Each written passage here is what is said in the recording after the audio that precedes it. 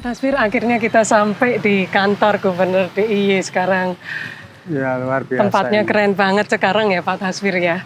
Memang akhir-akhir ini saya kalau lewat sini itu lihat beberapa ada syuting teman-teman dan juga masyarakat yang buat karya video klipnya ataupun pemotretannya di spot ini.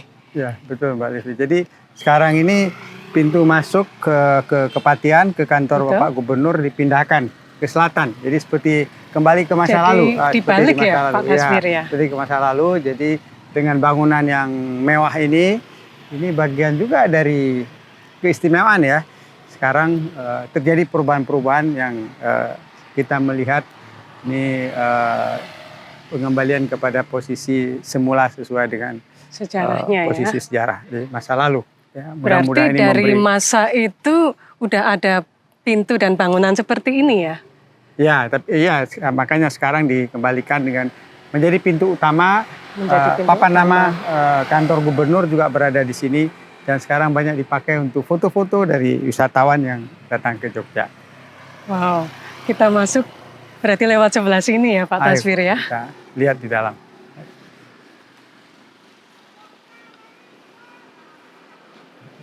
Nah, kita masuki pintu utama ini ada sesuatu yang unik, ada sesuatu yang khas, yaitu kita berhadapan dengan satu bangunan yang namanya Balai Mangu.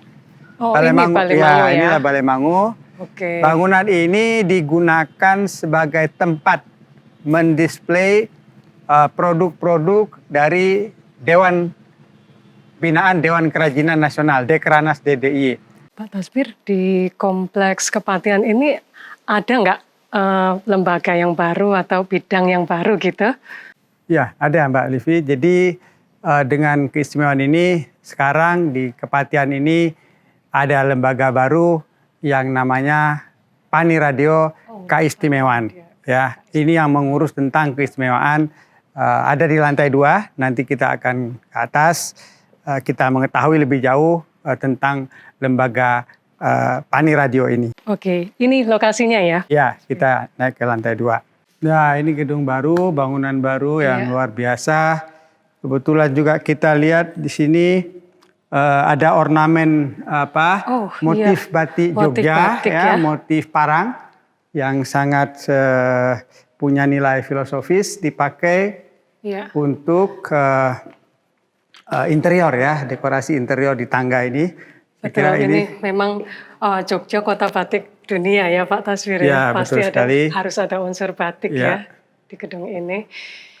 Dan parang itu sendiri maknanya benar-benar menyampaikan satu gagasan tentang kepemimpinan ya Pak Tasbir. Ya, salah satunya. Jadi ini sudah menandakan sesuatu yang istimewa ya dari gedung ini sendiri.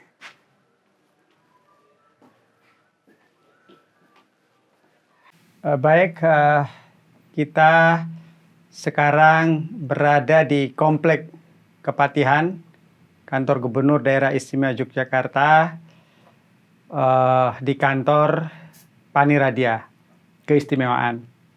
Kantor Pani Radia Keistimewaan ini dipimpin oleh Bapak Dr. Andes Beni Suharsono MSI.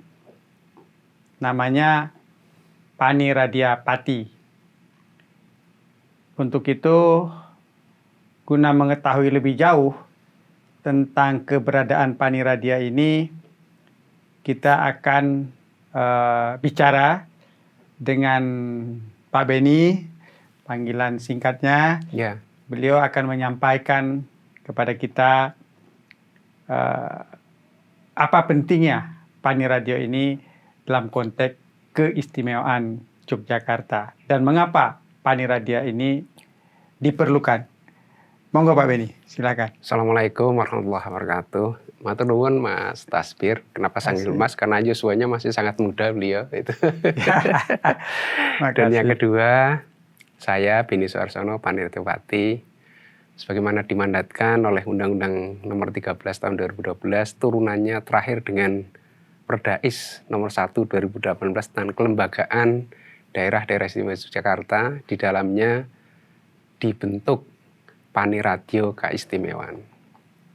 Paniradio Keistimewaan punya 3 tugas di dalam teksnya. Ya.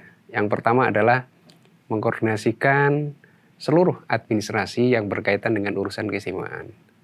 Kemudian yang kedua, merencanakan, mengendalikan semua urusan keistimewaan. Dan yang ketiga, menyiapkan rumusan bahan kebijakan urusan keistimewaan langsung kepada gubernur melalui sekretaris daerah. Atas 3 mandat tadi, 3 fungsi tadi, disitulah diperlukan peran Paniradio Keistimewaan untuk mengkoordinasikan semua urusan keistimewaan yang sudah dimandatkan oleh undang-undang dan turunannya oleh perdais-perdais yang ada untuk bagaimana bisa menuju tercapainya amanat yang sudah termuat di pasal 5 dan pasal 7 Undang-Undang Keistimewaan DIY, di mana salah satunya adalah mewujudkan kesejahteraan dan ketentraman masyarakat. Tujuan-tujuan yang lain ada 4 yang lain yang kita sebutkan sekarang sudah beberapa sudah tercapai. Tapi dalam kerangka mewujudkan ketentraman dan ketertiban masyarakat itulah didorong adanya satu lembaga khusus yang menangani soal keistimewaan DIY. Kira-kira secara garis besar begitu Pak Safir. Jadi kami punya fungsi di sana. Di dalam pelaksanaan tugasnya kami di backup, dibantu oleh 1 bagian pelayanan dan umum dan 3 bagian teknis atau 3 bidang teknis. 1 adalah bidang perencanaan dan pengendalian, 2 adalah bidang urusan kebudayaan, 3 bidang urusan tata cara, kelembagaan, pertanahan, dan tata ruang. Jadi semua unsur yang ada di urusan keistimewaan dibagi habis dalam tugas bidang-bidang lah. Terus kumpulan ceritanya di situ nanti kita berkolaborasi bersama dengan Bapeda yang memang selama ini sudah berdiri lebih dulu dan ada lebih dulu, sehingga inilah fusi yang dulu ada di Bapeda sebagian, fusi yang dulu ada di bagian asisten keistimewaan, dan fusi sebagian dulu yang ada di sekretariat Paramporo Projo dilebur menjadi satu di sebuah lembaga namanya Paniradio Keistimewaan. Di Paniradio Keistimewaan itu tidak dijabat oleh seorang kepala, tapi sebutannya adalah Pati. Sehingga ini adalah lembaga yang hanya ada di Jogja, Pak Tasir. Di daerah Indonesia lain juga? Di Indonesia ya, di Satu-satunya. tempat lain tidak ada. Itu Pak Tasir kira-kira peran fungsinya. Baik, jadi kita tahu sekarang bahwa betapa besarnya tanggung jawab Pak Beni nih, ya. Tentu saja Pak Beni dituntut untuk selalu berkoordinasi dengan semua pihak. Dan dalam rangka ini juga, bagaimana Pak Beni merespon permohonan, permintaan atau pertanyaan dari masyarakat yang memiliki banyak sekali harapan-harapan terhadap keistimewaan ini terkait dengan tujuan keistimewaan dalam rangka mensejahterakan rakyat ini. Maksud saya, apakah Pak Beni punya forum-forum khusus atau secara rutin menerima kunjungan masyarakat atau bagaimana? Ya, kami sangat bersyukur setelah terbentuknya Paniradio Keistimewaan itu kami dibantu oleh semua stakeholder. Kami punya jejaring namanya kampung, kampus, kaprajan, dan kita sendiri birokrasi itu untuk mewujudkan cita-cita yang ada muat di dalam undang-undang itu. Dan atas itu kami memang berbagi peran dengan semua stakeholder, di mana kami harus sampai ke level padukuan, level kelurahan, level di kabupaten kota, sehingga inilah berbagi tugas inilah yang menjadi kami harus membangun jejaring dengan semua unsur. Jejaring inilah yang membantu sepenuhnya kami dalam melaksanakan tugas. Tentu kami tidak akan berdaya manakala ini tidak kami bangun, sehingga jejaring ini menjadi sangat penting bagi kami untuk mewujudkan cita-cita yang memang sudah diidam-idamkan bersama. Sehingga sekarang keistimewaan itu seolah-olah kita bicaranya selalu dana keistimewaan. Gitu. Betul. Sehingga inilah yang menjadi sangat menarik, masyarakat memperhatikan. Semakin banyak masyarakat memperhatikan dan ikut mengawasi, kami akan lebih tenang. Karena jalannya kami selalu diawasi oleh semua elemen masyarakat. Nah, oleh sebab itu, inilah pentingnya kami membuka hubungan koordinasi baik formal maupun non formal. Jadi kalau kami punya kepentingan, masyarakat punya kepentingan, ketemu kepentingan bersama, kita wujudkan dalam cita ide bersama yang sudah tertuang di dalam cita-cita yang dalam mandatkan dalam RPJMD. Tentu kita tidak boleh keluar dari itu karena garis besarnya adalah ada di sana. Tinggal mengisi dinamika dan dialektika masyarakat. Tuntutan masyarakat sangat besar terhadap bagaimana keistimewaan segera bisa mewujudkan satu cita-cita tadi yang kami sebutkan untuk bisa dilihat bersama-sama. Karena orang setiap datang ke Jogja, istimewanya mana sih? Istimewanya di mana sih? Bagaimana disebut istimewa, kelebihannya di mana dan seterusnya itu. Betul. Termasuk juga kami sering harus berdialog dengan berbagai forum-forum. Ya, kami juga secara formal melalui forum Musrenbang, ya, secara non formal kami setiap saat bisa diundang dan bahkan masyarakat bisa saling komunikasi dengan kami. Apalagi sekarang dengan menggunakan teknologi bisa by WA, by tweet, macam-macam bisa kita lakukan. Itu yang kita gunakan untuk memperluas komunikasi sampai dengan jaringan masyarakat. Sehingga di desa pun sekarang kita kuatkan untuk informasi dukungan keistimewaan dengan memperkuat bandwidth dari yang ada di desa. Semuanya kita biayai melalui dana keistimewaan. Oh, jadi maksudnya apakah lembaga ini punya hubungan struktural dengan di pemerintah kabupaten kota? Oh ya, jadi setelah dimandatkan sesuai dengan Perda 1 2018, maka kan terus di daerah-daerah tidak ada panirati secara khusus. Di daerah-daerah dibantu oleh Bapeda, sehingga ketugasan di kabupaten kota atas perintah Perda 1 2018, kabupaten kota sekarang menambahkan tugas yang berkaitan dengan urusan keistimewaan. Jadi di bidang perencanaan ditangani oleh Bapeda, di bidang pengawasan ditangani oleh inspektorat, di bidang teknis, OPD teknis sudah diberikan mandat itu. Dan secara khusus kan yang harus linear dengan DIY, 1 soal kelembagaan, 2 soal pertanahan dan tata ruang, 3 soal kebudayaan. Ini harus presisi betul, sehingga 2 dinas ini ada di kabupaten kota. Ada dinas kebudayaan, ada dinas pertanahan dan tata ruang. Nah, paniradionya di backup oleh Bapeda. Pelaksanaan teknisnya oleh OPD menyesuaikan dengan kebutuhan kabupaten kota masing-masing. Gitu. Ya, itu. Tapi Bang, mungkin tadi Pak Beni menyampaikan tentang anggaran. Ya. Walaupun saya pikir anggarannya Pak Beni dengan APBD murni masih tergolong kecil ya. Ya, kecil. Tapi walaupun kecil mungkin karena namanya ada dana IS, yaitu mungkin gimana Bapak merespon itu kira-kira? Menariknya memang sekarang masyarakat luas itu sangat seksi untuk membicarakan dana IS. Jadi 6,1 dana yang ada sekarang di APBD itu kan disumbang 1,3-nya dari dana IS. Tapi orang asik, siapapun asik membicarakannya 1,3. Gitu ya, karena yang besar. Iya, yang besar karena sudah bicarakan. Ini menjadi menarik karena memang sokongan-sokongan semacam inilah yang lalu membuat kami itu lebih lebih teliti, dan memerlukan kesabaran juga, kesabaran yang luar biasa. Satu-satu dijelaskan gitu. Iya, karena ini pentingnya kami untuk bisa bersama-sama dengan masyarakat. Karena kalau sudah nyawiji tadi dengan masyarakat kan akan memudahkan ketugasan kita. Saya sangat senang untuk itu. Walaupun juga harus semua kita harus terlayani dan kadang-kadang ya memang memakan waktu ya, tapi itu harus kami lakukan, Pak Tasfir. Iya, karena bagus sekali. Iya. Ya memang begitulah sekarang pemerintahan yang transparan kan. Iya, jadi semua gitu.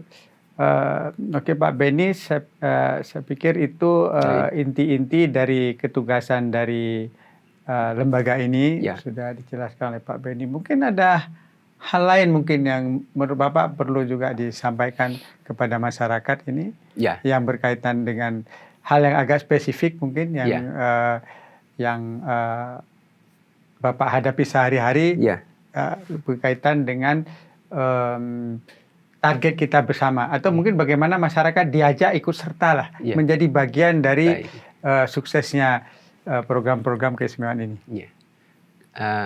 Jadi untuk semua yang memperhatikan jalannya DAIS, mohon karena kemarin 6 tahun kita sudah asik dengan nanggap, ya semuanya nanggap lah, nanggap wayang, nanggap jadilan, nanggap proyek dan sebagainya. Tapi sekarang boleh nanggap, tapi harus dari hasil pemberdayaan. Jadi kita geser. Kalau dulu kita ngundang orang untuk dipentaskan di suatu tempat, di suatu daerah, sekarang pentaskanlah hasil pemberdayaan masyarakat itu sendiri yang datangnya dari masyarakat setempat.